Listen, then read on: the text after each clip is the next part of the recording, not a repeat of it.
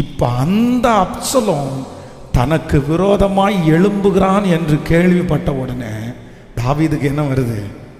ஆண்டவரே, இப்ப நான் சந்திக்கிற பிரச்சனை என் கண்ட்ரோலுக்குள்ள இருக்கிற பிரச்சனை இல்லை, என்னுடைய சிச்சுவேஷனுக்குள்ள இருக்கிற பிரச்சனை இல்லை, என்னை மிஞ்சி இதுவரைக்கும் இந்த மாதிரி ஒரு சூழ்நிலைக்குள்ள நான் போனதில்லை, இதுவரைக்கும் இப்படிப்பட்ட ஒரு பிரச்சனையை நான் பார்த்ததில்லை.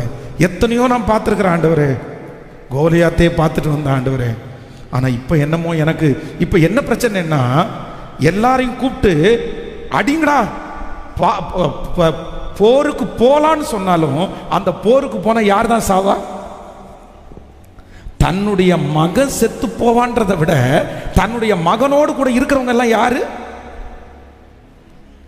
மகனோடு கூட இருக்கிறவங்க இன்னொரு நாட்டில் உள்ளவங்க இல்ல, அத்தனை பேர் யாரு தான்? எருசலேமில் உள்ளவங்க தான்.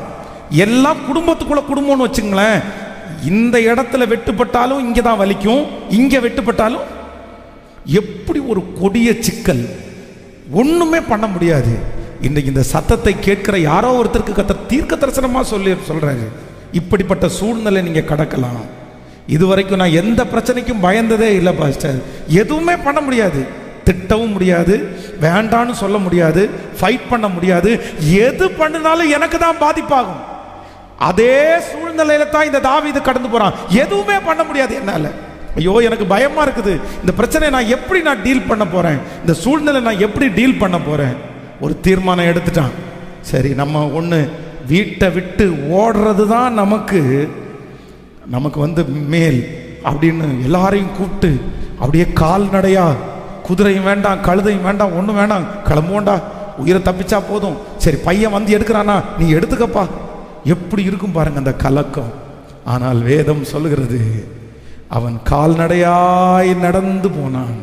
ஆனால் ஆண்டவர் அவனிலும் பலவானாகிய அப்சலோமனுடைய கைக்கு கர்த்தர் அவனை கிருபையாய் தப்புவித்து மறுபடியும் ராஜாவாக கர்த்தர் எருசலேமுக்குள்ளே கர்த்தர் கொண்டு வந்தார். ஹல்லேலூயா, ஹல்லேலூயா. எதிர்க்க முடியாத சத்துருவை எதிர்க்கிறதற்கு பலன் தருகிறவர் கர்த்தர். எதிர்க்க முடியாத சத்துருவை அழித்து போடுகிறதற்கு வல்லவர் கர்த்தர். நீங்க யுத்தம் பண்ண மாட்டீங்க, நீங்க சும்மா இருப்பீங்க. ஆனால் உங்களால் எதிர்க்க முடியாத சத்துருவை கர்த்தர் உங்கள் கரங்களிலே தருவேன் என்று கர்த்தர் வாக்கு கொடுக்கிறார். அந்த பிடியிலிருந்து விடுதலை ஆக்குறதற்கு, அந்த பிடியிலிருந்து விடுதலை ஆக்குறதற்கு இயேசு வல்லவராய் இருக்கிறார். கையை உயர்த்தி சொல்லுங்க பார்க்கலாம்.